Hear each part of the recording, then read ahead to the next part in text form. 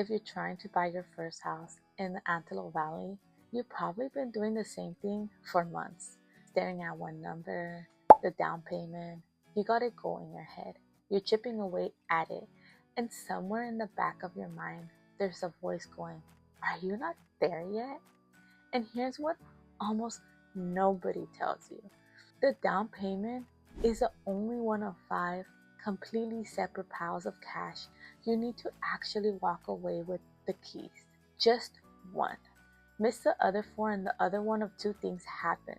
Either you get a brutal surprise 3 days before closing that you weren't ready for, or you never even make it to the closing table because you were aiming at the wrong number the whole time. So today I'm going to lay out all 5 piles out on the table with real 2026 numbers on one real Antelope Valley home from start to finish. I'm going to show you exactly when each pile is due, the 3 mistakes that blow this whole thing up, and how to make the number smaller. And I promise you, by the end of this video, the real number is going to be a lot less scarier and a lot more reachable than the one stuck in your head right now. I'm Jennifer Espinoza. I'm a bilingual SoCal realtor. I was born and raised in California, and I did live in Palmdale since I was 15. And I help families buy and sell across the Antelope Valley in English and even in Spanish. And I'm also a second-year law student focused on real estate. So what you're getting from me isn't just generic agent advice. It's coming from someone who's studying the contracts and the fine print every single day. But let's get into this, okay? There's 2 ground rules before we start. 1. Every number today is a real 2026 number. Rates from this week, closing costs from current California data. The actual fees you'll see on a real loan estimate. I'll use one example home the whole way through so the math stays easy to follow. A $475,000 Antelope Valley home, which is right in the range for Palmdale and Lancaster this year. 2, and this is important, the whole point of this video is to make your numbers smaller and clearer, not to scare you. Because in my experience, the buyers who get stuck aren't the ones who don't have enough money. They're the ones who guessed way too high, got overwhelmed, and quietly gave up for another year. If that's been you, stay with me, because I think you're closer than what you realize. And if this is helpful, hit the subscribe button. I do real numbers every Wednesdays and Saturdays. Real quick, before we dig in, every single week I have families just like you reaching out. Some are 30 days from buying, some are 6 months out, and a lot of them just want to ask their questions about their actual numbers without getting a whole sales pitch. If that's you, everything you need is right in the description below. You can text me, email me, fill out a quick form, or just grab a free 15 to 30 minute call with me. Whatever's easiest for you. I personally answer every single message myself in English or even in Spanish, and there's zero pressure ever. Okay, let's count the cash. Here's how I want you to think about the cash it takes to buy. It is not one number, it's 5 separate piles, and they come due at different times. I call it the cash to keys breakdown. Let's move to pile 1, your down payment. Pile 2, your closing cost. Pile 3, your earnest money. Pile 4, your inspection and appraisal. And pile 5, your reserves and your moving cushion. 5 piles. We're going to build each one with real numbers. I'll tell you exactly when each one is due so nothing catches you off guard. And you're going to watch that scary number shrink, because a couple of these are smaller than the one you think, and one of them you actually get back. Let's go to pile 1, the one everybody already knows. It's the down payment. And right out of the gate, I have to kill the myth that stops more first-time buyers than anything else. You do not need 20% down on our $475,000 home. 20% would be $95,000. $95,000. If that's the number you've been carrying around, no wonder it feels impossible. That's not a down payment. That's a house in some parts of the country, but you don't need it. Let me give you the real options. An FHA loan, which is built for first-time and lower down payment buyers, needs just 3.5% down on this home.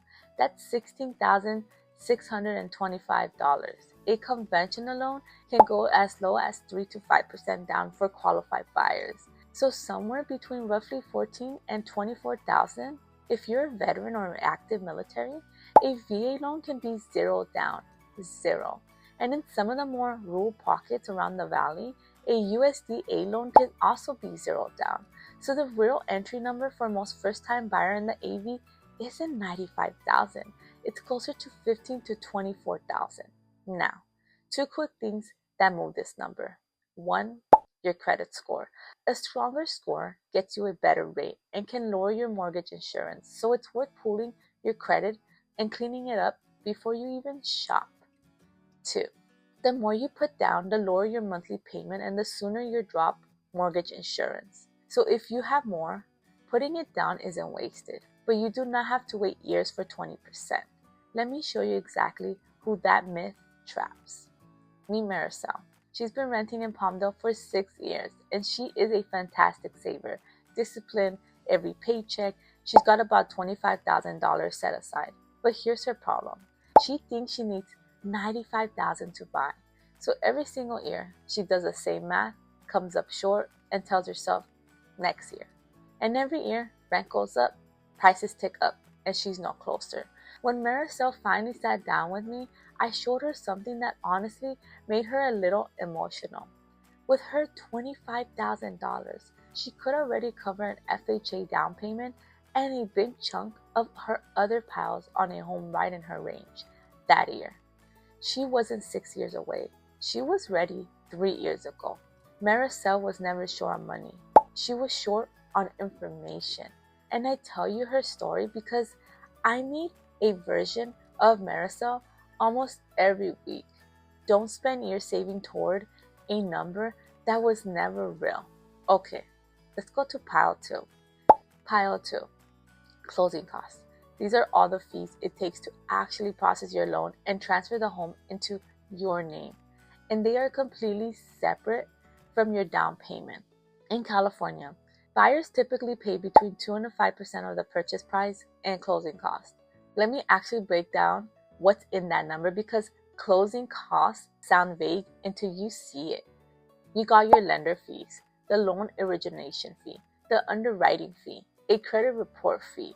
You got your title insurance and your escrow fees. You got recording fees to the county.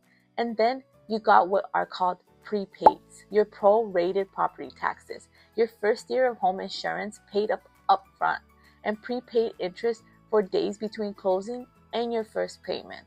Add all that up on your $475,000 home, and you're looking at roughly 3% as a solid planning number. Call it about $14,000. Now, here's the good news most people don't know. Closing costs are negotiable, and there are a bunch of ways to get help with them. In a slower part of the market, say a court sales home, that's been sitting a couple months, you can ask the seller to credit you the money toward your closing costs. There are lender credits, where you take a slightly higher rate in exchange for the lender covering some costs up front, and they are assistance programs specifically for closing costs. We'll come back to all that. But for now, just burn this into your brain. Pile 2 exists. It's usually 2 to 5%, and the buyers who forget it are the ones who get blindsided. The pile 3, the earnest money. When your offer gets accepted, you put down what's called a good faith deposit, usually 1 to 3% of the price, just to show the seller you're serious and you're not going to waste their time. On our home, that's somewhere around $5,000 to $14,000, and it goes into the escrow account, not the seller's pocket. Now here's where people get it confused, so listen closely. Earnest money is not an extra cost on top of everything else. At the end, it gets credited back toward your down payment and your closing costs. It's money you're going to owe anyway. You're just putting a chunk of it down early. But, and this is the part that matters, you need that cash available and liquid within about 3 days of your offer being accepted. Not in 2 weeks when my next check clears. Ready, in your account, now. And here's a question everybody asks. What if the deal falls through? Do I lose? If you back out for a reason that's protected by your contract, your inspection turns up something bad, your loan doesn't come through, the appraisal comes in low, you generally get your earnest money back.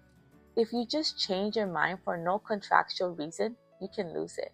That's why your contingencies, your inspection contingency, your loan contingency, your appraisal contingency matters so much, and it's a big part of what I'm watching for you as your agent. In a fast market like Lancaster, where homes go pending in about 17 days, having your earnest money ready to move is part of how you actually win the house. Pile 4. Pile 4 is small in dollars, but it is huge in importance. Inspection and appraisal. Your home inspection runs around $400 to $600. You pay it out of pocket, and you pay it early, usually within the first week or so after your offer is accepted during your inspection contingency window. And let me be crystal clear, do not skip this to save $500. The inspection is where you find out the roof has 3 years left, or the water heater's about to go out, or if there's a foundation issue. Skipping it is exactly how people end up with $20,000 surprise the month after they move in. It is the best $500 you will spend in your entire process. Then there's appraisal. That's where the lender sends someone to confirm the home. That's where the lender sends someone to confirm what the home is actually worth. What do you agree to pay? It runs about $500 to $700, and it's often rolled into your closing costs or billed separately. Now here's a risk to understand: the appraisal gap. If you offer $475, but it appraises at $460, the lender will only lend on the lower number, which means you either renegotiate with the seller or you have to cover that $15,000 gap in cash.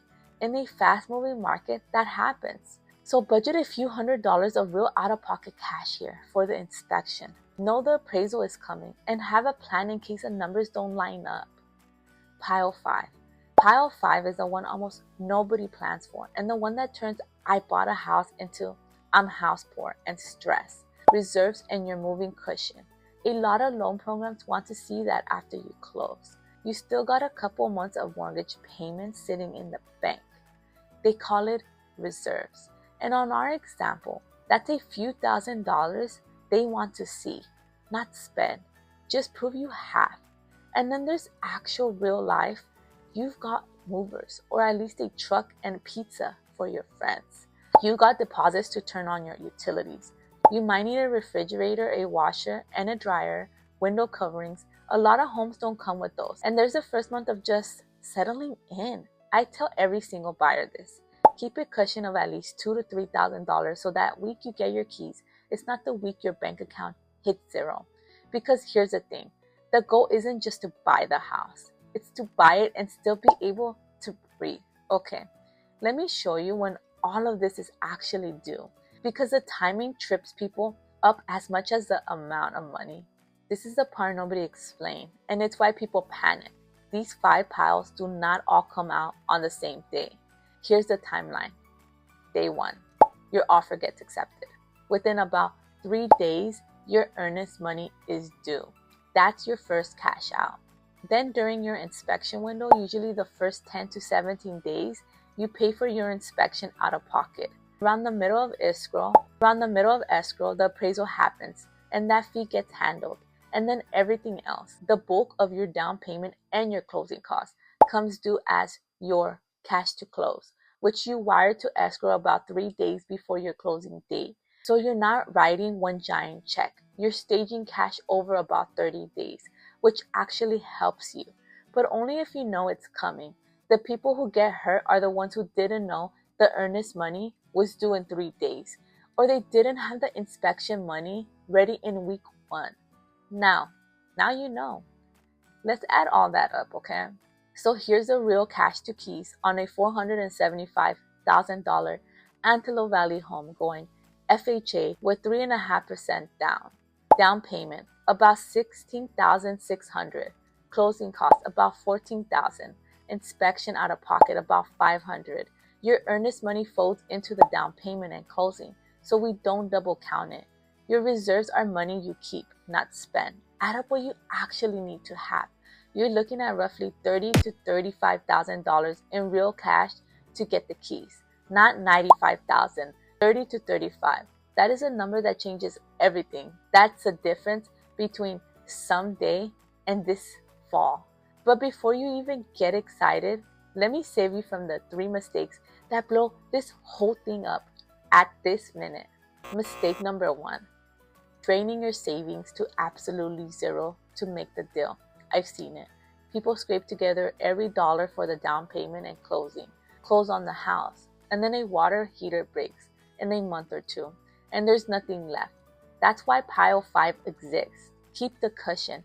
Mistake number 2, forgetting about the cost that comes after closing. Your first supplemental property tax bill that shows up a few months later, the utility deposits, the furniture for rooms you didn't have before. Budget past the keys, not just to them. And mistake number 3, and this one is sneaky, moving your money around right before closing. When you're in escrow, your lender is watching your bank account. If you suddenly transfer $15,000 in from somewhere, or a big unexplained deposit lands, or you open a new credit card to buy your furniture, you can't delay or even tank your loan. Once you're in contract, you keep your finances boring and still until you have these keys. Avoid those 3 and your closing is smooth. Now, let's make that $35,000 smaller. Here's the best part, because even if that 35 can come down, level 1, down payment assistance. California has real programs, CalHAFA, the Dream for All Share Appreciation programs, and various FHA packs that can cover a chunk of your down payment or your closing costs. Some are forgivable, some are second loans, and the rules change. So you want a lender who actually knows them. Level 2, seller credits. In slower pockets of the market, like a home that's been sitting, you negotiate the seller to cover part of your closing cost, which directly lowers your cash to close. Level 3, lender credits, where you accept a slightly higher rate in exchange for the lender covering costs up front, and you refinance the rate later when rates drop. And level 4, gift funds. On most loans, money from a family member is completely allowed for your down payment. It just needs the right paperwork, a gift letter, and a clean paper trail. Stack a couple of these together and your real cash to close can drop well below $30,000. Let me make that real. The Garcias thought they were 2 full years away from buying. They were grinding, saving, feeling like it was forever away. We sat down, ran their numbers with a down payment assistance programs. They didn't even know that they qualified for it. And it turned out they could have bought in 4 months, not 2 years, 4 months. And then there's Andre. Andre found a home in Quartz Hills that had been sitting on the market for almost 2 months. Because the seller was motivated, we negotiated them, covering most of his closing costs.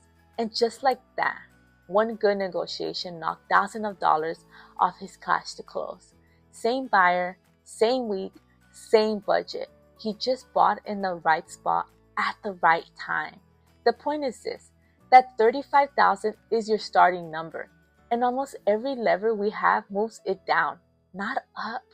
So here's what I actually want you to do. Before you ever decide, I can't afford it, let's figure out your real 5 piles for your price range, your loan type, and your specific program that helps you qualify for. Most people are way closer than they think because they're working off that $95,000 myth instead of their real numbers. Step 1, pull your credit and get pre-approved, not pre-qualified, pre-approved with a lender who knows the assistance programs in this state. Step 2, get your real 5 pile number on paper. Step 3, have your earnest money liquid and ready so when the right home comes up, you can move. That's the entire difference between someday and this year. If you want me to build your 5 piles, your actual cash to keys number for the real AV home with the programs you qualify for, everything you need is right in the description below. You can text me, email me, fill out a form, or just book a free 15-minute call, whatever is easier for you. I personally answer every single question and even message in English or Spanish, and there's zero pressure, ever. I'll give you the real number, even when the real number is, let's wait and save 3 more months. Especially then, And if this opened your eyes, send it to someone you know who thinks they're priced out, because they're almost always closer than they know. And this might be the video that changes their whole timeline. Don't forget to subscribe. New videos every Wednesdays and Saturdays Pacific time. Soy Jennifer Espinoza. Tu casa propia sí es posible. Your own home is possible. And I'll see you on the next video.